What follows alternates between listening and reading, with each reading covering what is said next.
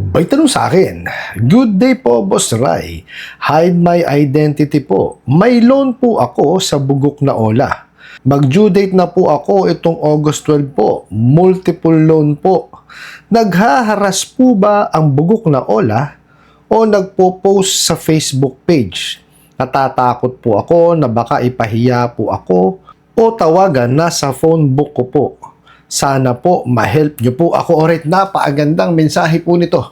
Pero bago ho natin sasagutin, imbitahan ko ho muna sana kayo na pakisuportahan po sana ang aking mga social media accounts sa YouTube, Facebook, and TikTok. Sa video po natin, alamin po natin kung ano po bang mga kababalaghan ang ginagawa nito mga bugok at abusadong online lending apps. Pero bago ho yan, disclaimer po muna, hindi po ako abogado. Ako po yung maniningil. Lahat po ng sinasabi natin sa ating mga video is based on my experience at syempre po sa ating pong pagsaliksik at pagtatanong sa mga kaibigan po nating abogado. At isa pa po, hindi ko po kinukonsente ang hindi pagbabayad ng utang dahil ang utang ay responsibilidad at obligasyon na dapat po nating bayaran. Ang hindi po ako pabor ay doon sa maling pamamaraan ng pautang at maling pamamaraan ng paniningil. Sagutin po natin yung pinadala nyo pong mensahe. So tinatanong nyo nga po, no? Kung yung bugok na Ola nyo po is nanghaharas kasi meron kayong due date kahapon, August 12, no? At multiple loan kanyo ito at natatakot kayo na ma-post, maharas at natatakot din kayo na baka ipahiya ho kayo, no? Dun sa mga nasa phone book po ninyo. Okay, so base ho, no, pagbabasihan ko lang ho itong pinadala nyong katanungan. So ibig sabihin ho, meron po kayong idea, no, kung ano pong mga kalokohan ang pinagagagawa nitong mga bugok at abusadong online lending apps. So most probably nakapanood na kayo or may nabasa po kayo. Now, ang sa akin payo lamang po bago natin sagutin yung inyong katanungan is wag na ho natin paabutin doon. Okay? Kasi po unang-una dapat naman ho talaga hindi na tayo nanghihiram dyan sa mga yan. No, kasi lalo na kung alam po natin, no, na nanghaharas yung mga bugok na yan, no, tumatawag sa mga contact list, okay, nagpo-post sa social media. Kung alam natin sa sarili natin yon, huwag na ho natin silang hiraman. Kasi bakit pa ho natin aantayin na walang yain tayo itong mga bugok na to? Di po ba?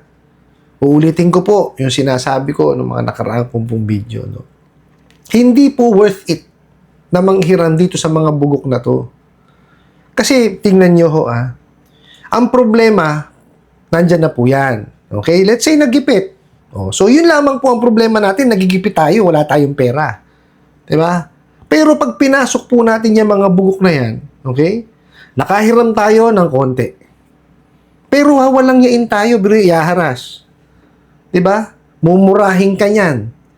Pati yung mga walang kinalaman, sisingilin yung nasa phone book ninyo, sisiraan pa kayo, popost kayo sa social media. Diba? Huwag na ho nating antayin yun. Kasi instead, isa lamang po, yung problema po natin, ay nadadagdagan pa po na nadadagdagan. Di po ba? So, ang pinakamagandang gawin natin doon is maghanap po tayo ng paraan, no, para matustusan po natin yung ating problema or yung ating pangangailangan, which is maghanap buhay ho tayo, gumawa ho tayo ng mga sideline. Di po ba? Yung po ang pagtuunan natin ng pansin. I-develop po natin yung sarili natin. Okay? Kasi hindi ko kasagutan dyan yung panghihiram dyan sa mga bugok na yan. Talaga wawalang yain tayo niyan. Okay, now, ito po. Pagka po yan illegal, okay? Para po malaman ninyo kung illegal or legal is sumilip po tayo, no, dun sa website po ni SEC at hanapin po natin yung mga recorded online lending platform. Pagkasama po yan doon, automatic po yan, legitimate yan. Kasi requirement po, no, para mapasama ka sa recorded online lending platform na meron kang certificate of authority at incorporated ka. Okay, now, mababago po yun kasi meron na nga pong bagong yung paglilift ng moratorium, mababago po yun. So, marami pong binago ron. No? Sa ngayon po kasi, yun po lang muna. So, checkin nyo muna doon. Pag nandoon yun, legitimate yun. Okay, pero it doesn't mean na hindi nangaharas yun, hindi nawawalang niya, hindi nagpo-post, di ba? Hindi tumatawag sa contact list. May mga OLA pa rin po na legitimate or legal na bugok. Okay, pag wala po siya dun sa recorded online lending platform, definitely yan. Bugok yan. Illegal yan. Okay, pag napasama ho kayo sa mga ganon, ay naku po, sigurado yan. Okay? Yung kinakatakutan nyo po na maipost sa social media, nandyan ho yan. Hindi mawawala yon. Okay? Yung pong tatawagan, yung inyong contact list na wala naman pong kilalaman sa utang, tatawagan po ng mga bugok na yan. Okay? Tapos, nasabi nyo nga po dito, multiple loan. Nakita nyo? Gusto nyo naman pong magbayad. Okay, I understand. Kaya lang, unfortunately, yung ipambabayad po natin, ikukunin din na po natin sa OLA. So, hindi ho nakakatulong sa inyo. Di po ba? Actually, yung unang loan nyo lamang po ang nakatulong sa inyo ron. Kasi yung mga sumunod, wala na yon. Kasi, ang iniisip mo na nun, bayaran yung loan mo nung nakaraan eh. So, manghihiram ka doon sa isang OLA, pangalawang OLA, at pangatlo mong OLA para mabayaran yung una mong OLA. Diba? Kasi po, para mabayaran mo ang isang OLA, yung una mo, kailangan mo manghiram sa tatlong OLA. Bakit? Kasi let's say, for example, alam naman natin yung mga modus nito, mga bugok na to, di ba? Na-approve ka, 1,000. Didisburse sa'yo, 500. Eh, kung yung OLA mo, gano'n na nangyari, 1,000, di ba? Ang na-approve, pero 500 lamang po yung, dinisburse. So, ilang OLA ang kailangan mo? Dalawa. Instead na isa lang, di ba? Naging dalawa. O minsan, alanganin pa yan, magiging 3 pa. Eh baka mamaya, 450 lang ang i-disburse sa'yo. O 900 lang yung dalawa, alanganin ka pa. So, kukuha ka ulit ng pangatlo. Di ba? So, instead na isa na lamang ang problema mo, nagiging 3. Kagaya yung sinabi ko sa inyo kanina. Ang una yung problema, gipit kayo. Yun po. Di ba? Kung hindi ho kayo pumasok sa OLA, wala yun. Eh, pumasok ko tayo sa OLA. So, nagkaroon tayo ng isang problema.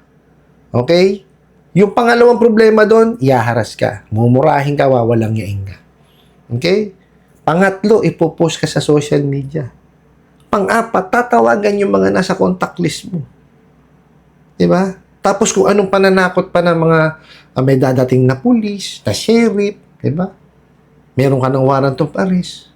Diba? Hindi ho sapat, no? Yung ibibigay nila sa inyong disbursement, no? Para sirain yung ating pag-iisip. Kaya marami nagkakaroon ng anxiety, depression. Kasi po, ganun yung pamamaraan po nila ng paniningil nila kuno. Di ba? Hindi ho lumalaban ng parehas yung mga bugok na yan. Diba? Kaya pinagbasihan ko yung inyong katanungan, may idea kayo eh. Di ba? Kung ganun mamampala na may idea kayo sa mga kawalang yaan itong mga bugok na to, eh wag na ho sana natin tinuloy. Hindi na natin tinuloy yung pangungutang sa kanila. Kasi sasakit lamang po ang ulo natin. Di ba? Yes po, nasa constitution natin na wala pong nakukulong sa utang. Totoo po yun. Pero it's our obligation to return back yung nahiram sa natin, yung bang, kahit pagkayang illegal, o di yung na-disburse sa'yo, balik mo. Diba? Kasi nagamit mo yun eh. Ngayon, kung legitimate yan, okay, pakipag-ugnayan ka sa kanila. Diba? Kasi, merong mga OLA, no, na nagbibigay po ng mga payment programs, payment plans. Okay? Pero I'm not saying all of them. Some of them, yes. Pero hindi ho lahat yan. No? Kalimitan pa nga dyan sa mga yan, bugok eh. Diba? Lisensyado, yes. Pero unfortunately, diba? Hindi sumusunod sa interest rate. May ceiling on interest rate tayo, pero hindi sinusunod. May prohibition on unfair debt collection practices tayo, hindi sinusunod. Diba? Ganun ho, kawawalang yung mga yan. Okay? Kaya po, kung alam nyo naman na doon patungo pag hindi kayo nakabayad, ay wag nyo na hong hiraman. Kasi kung alam nyo sa sarili ninyo na hindi nyo pa kaya yung obligasyon, ay wag kayong manghihiram. Kasi sakit lang ho ng ulo ang hinahanap po natin. Okay? May papayo ko sa inyo, kagaya niyan, marami na kayong nahiram, di ba? Kumbaga, tapal system na ang inabot ninyo.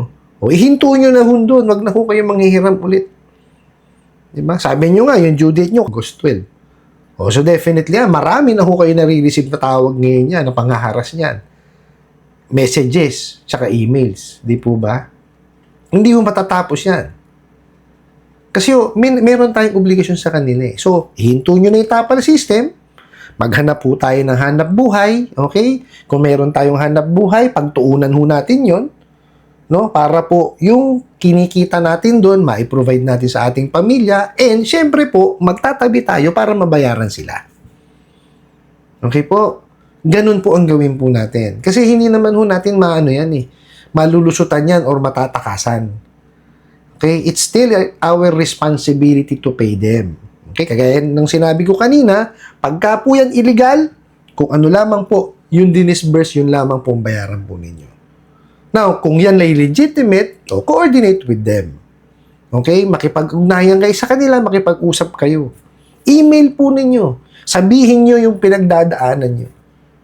Okay, manghingi kayo ng mga payment program, payment plan. Okay, iba ho dyan, meron naman. Okay, pero hindi ho lahat ha. May mangilan-ngilan dyan na nagbibigay po ng payment program and payment plan. And hindi ho matatapos ang tawag, SMS, tsaka email niyang mga yan. Kasi it's their right naman na maningil. Ang hindi lang nila right is yung mangharas. Okay? Ulitin ko po ha. It's their right na maningil. Pero hindi ho nila right or karapatan na mangharas. Okay po? Yun po ang pagkakaiba dyan. Kasi ang paniningil, karapatan nila yan kasi may nahiram po tayo eh. Pero yung walang yain tayo, ba? Sirain yung ating pag-iisip, ba? Yung i-post tayo sa social media, tawagan yung mga hindi dapat tawagan, hindi ho nila karapatan yun. Meron hong tamang pamamaraan ng paniningil at yun po ang dapat nilang sinusunod. Ano po?